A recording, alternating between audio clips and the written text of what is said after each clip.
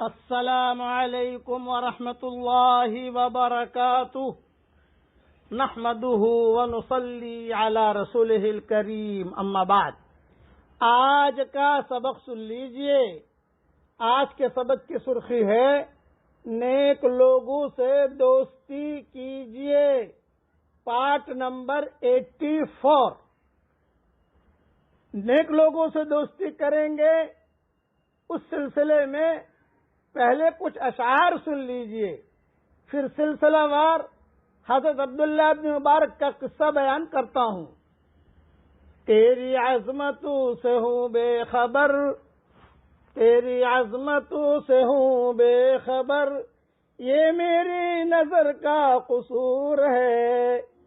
تیری عظمتوں سے ہوں بے خبر، یہ میری نظر کا قصور ہے۔ تیری رہ گزر میں قدم قدم، تیری رہ گزر میں قدم قدم، کہیں عرش ہے کہیں طور ہے۔ تیری رہ گزر میں قدم قدم، کہیں عرش ہے کہیں طور ہے۔ یہ بجا ہے مالک بندگی، یہ بجا ہے مالک بندگی، میری بندگی میں قصور ہے۔ یہ بجا ہے مالک بندگی، میری بندگی میں قصور ہے۔ یہ خطا ہے میری خطا مگر، یہ خطا ہے میری خطا مگر، تیرا نام بھی تو غفور ہے۔ یہ خطا ہے میری خطا مگر، تیرا نام بھی تو غفور ہے۔ یہ بتا کہ تجھ سے ملوں کہاں، یہ بتا کہ تجھ سے ملوں کہاں، مجھے تجھ سے ملنا ضرور ہے۔ یہ بتا کہ تجھ سے ملوں کہاں، مجھے تجھ سے ملنا ضرور ہے۔ یہ بتا کہ تجھ سے ملوں کہاں، مجھے تجھ سے ملنا ضرور ہے۔ کہیں دل کی شرط نہ ڈالنا، کہیں دل کی شرط نہ ڈالنا، ابھی دل نگاہوں سے دور ہے۔ کہیں دل کی شرط نہ ڈالنا، ابھی دل نگاہوں سے دور ہے۔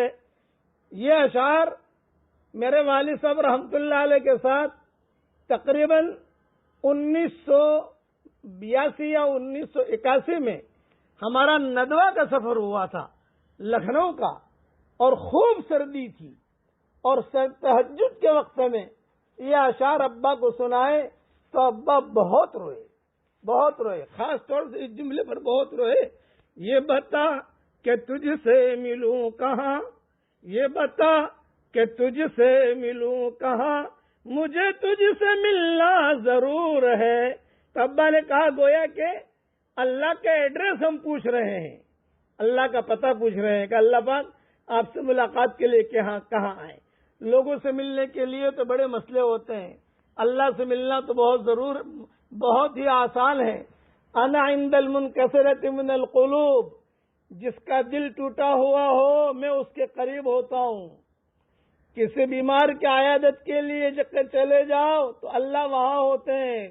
صحیح روایتیں میں کئی مرتبہ بیان کر چکا ہوں۔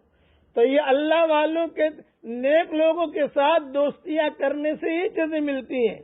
ہاں، ابا بہت روئے اور کبھی کبھی گنگناتے تھے، یہ بتا کہ تجھ سے ملوں کہاں، یہ بتا کہ تجھ سے ملوں کہاں، مجھے تجھ سے ملنا ضرور ہے۔ تو عبداللہ بن مبارک رحمۃ اللہ علیہ ایک مرتبہ کسی علاقے میں چلے گئے۔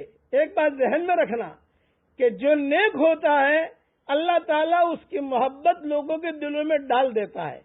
بنو عباس کے زمانے میں یہ تھے، اور بنو عباس جو ہے وہاں کا کشمیر، شام کا، عراق کا، بغداد کا، وہاں کے بھی کئی کشمیری علاقے ہیں۔ جیسے میں کشمیری علاقے اس لیے کہتا ہوں کہ ہمارا مجمع اسے سمجھتا ہے کہ کشمیر کسے کہتے ہیں۔ اس زمانے کا سوئٹزرلینڈ، اس زمانے کا کشمیر، اس زمانے کا شملہ اور اس زمانے کی جو ہے کیلیفورنیا کی زمین وہ شام میں ہوتی تھی.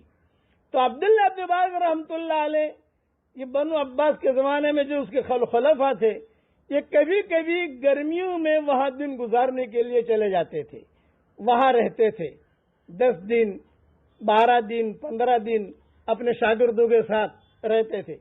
تو ایک مرتبہ حضرت عبداللہ بن مبارک رحمۃ اللہ علیہ وہاں چلے گئے اور وہاں جب گئے تو پورا شہر امڑ آیا, پورا شہر, مرد عورتیں یہ ساری کی ساری آ گئی. ہارون رشید کا زمانہ تھا تو ہارون رشید کا مزاج بھی دینی مزاج تھا اور اس کی بیوی جو زبیدہ تھی اس کا مزاج بھی دینی مزاج تھا اور اس کی جو باندیاں تھی ان کا مزاج بھی دینی مزاج تھا. تو چنانچہ سارا شہر جب امنڈ آیا تو بڑی پریشانی ہوئی. ہارون رشید گھبرائے کہ بھئی یہ کیا ہو گیا, اتنا بڑا مجمع آ گیا ہے, یہاں کون ہے دیکھو. چنانچہ کتابوں میں لکھا ہے, بلکہ میری کتاب بکھرے موتی میں یہ قصہ دیکھ لیا جائے. بکھرے موتی جلد 3 صفحہ 224 پر یہ قصہ میں نے لکھا ہے اور یہ جو اشعار پڑھے ہیں بکھرے موتی جلد 3 صفحہ 217 پر میں نے لکھے ہیں. چنانچہ عبداللہ بن مبارک جب وہاں پہنچے تو پورا مجمع, تو بادشاہ بڑا پریشان. تو زبیدہ نے کہا عبداللہ بن مبارک ہارون رشید سے کہ بادشاہ آپ ہیں یا بادشاہ یہ ہیں؟ کہ آپ کے بادشاہت میں تو کتنے نخرے ہوتے ہیں, فلاں ملنے آوے فلاں ملنے نہ آوے. یہ دیکھو یہ عبداللہ بن مبارک ہے کہ لوگ بغیر اعلان کے آ گئے اور جہاں ٹھہرے تھے عبداللہ بن مبارک وہاں سے لوگ جاتے ہی نہیں تھے, پڑے رہتے تھے کہ اس آدمی کا چہرہ دیکھنا ہے ہم کو, اس آدمی کا چہرہ دیکھنا ہے ہم کو. یہ اللہ کی طرف سے محبوبیت مقبولیت ڈالی جاتی ہے نیک لوگوں کے دلوں کے اندر, اس لیے نیک لوگوں سے دوستی کیجیے. بقیہ تفصیل کل پوری کروں گا انشاءاللہ.